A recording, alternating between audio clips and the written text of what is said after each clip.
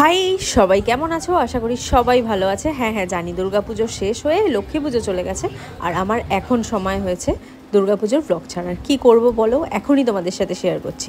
ষষ্ঠী আর সপ্তমীর দিন আমি কি করেছিলাম।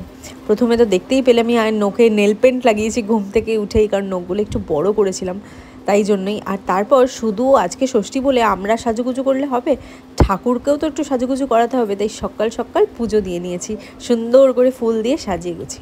আর তারপর একটু বিকেল হতেই আমি আর অভি দুজনেই রেডি হয়েছি। ষষ্ঠীর দিন আমাদের প্ল্যান ছিল যে আমরা বন্ধু বান্ধবদের সাথে সবাই মিলে ঘুরতে বেরোবো। যেহেতু এবছর ষষ্ঠী রোববার দিন পড়েছিল, তো কোনো অসুবিধা হয়নি, সব বন্ধু বান্ধবদেরই মোটামুটি ছুটি ছিল। আর তাই জন্য আমরা প্ল্যান করেছি যে চলো সবাই মিলে আজকে ঘুরে আসবো। আর আমাদের মেন উদ্দেশ্য ছিল যে আমরা টালা প্রত্যয়ের ঠাকুরটাই দেখতে যাব। তাই জন্য আমরা ব্যারাকপুর স্টেশনে সবাই মিলে একসাথে মিট করেছিলাম।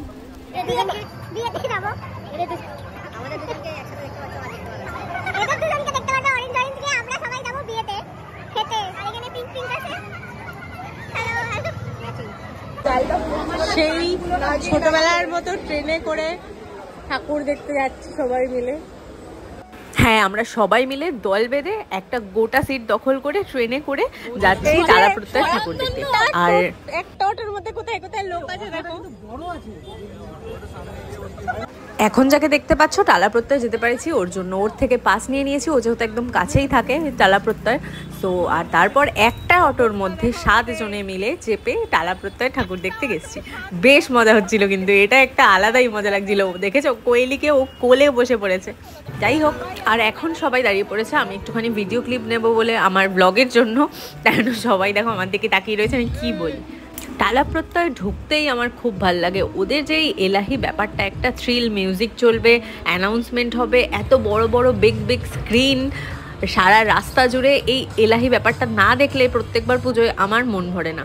আমি বলতে পারো ঠাকুরের থেকেও বেশি ওদের এই গ্র্যান্ড যে রাস্তাটা সাজানো থাকে, এটাই দেখতে আমার বেশি ভাল লাগে, ওটাই দেখতে আমি যাই।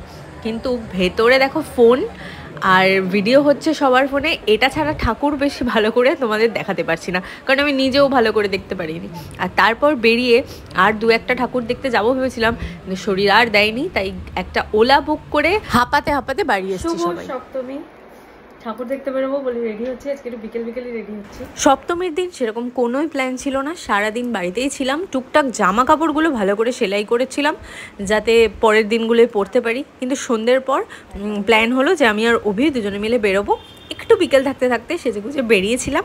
আর আজকে আমরা ভেবেছিলাম যে বরানগরের কয়েকটা খুব ভালো ভালো ঠাকুর হয়, ওই ঠাকুরগুলোই দেখবো। তোমরা তো নিশ্চয়ই সবাই দেখেছো দাদা ভাই সংঘ নোয়াপাড়ায় যে ঠাকুরটা হয়, এটাও আমি প্রত্যেকবারই যাই দেখতে, কারণ খুব ভালো করে এরাও ঠাকুরটা। আর এই রাস্তায় লাইট দিয়ে যে সাজানো থাকে পুজোর সময়টা, এটা যে আমার কি ভালো লাগে। আমার মনে হয় এই লাইটের তলা দিয়ে আমি হেঁটে যাব, একটা আলাদাই ফিল। তো সেই হিসাবেই গেছিলাম, বাট এই ঠাকুরটা দেখতে আমার একদম দম বেরিয়ে গেছে বলতে পারো। এত গরম লাগছিল, এত লাইন, কিছুতেই লাইন এগোচ্ছিল না। ফাইনালি যখন ঢুকতে পেরেছি তখন আমার অবস্থা দেখো, চুলে খোপা বেঁধে নিয়েছি, ঘেমে জল হয়ে গেছি। কোনো রকম ঠাকুরটা দেখে বেরিয়ে আর এনার্জি লাগছিল না যে কোথাও আর যাই।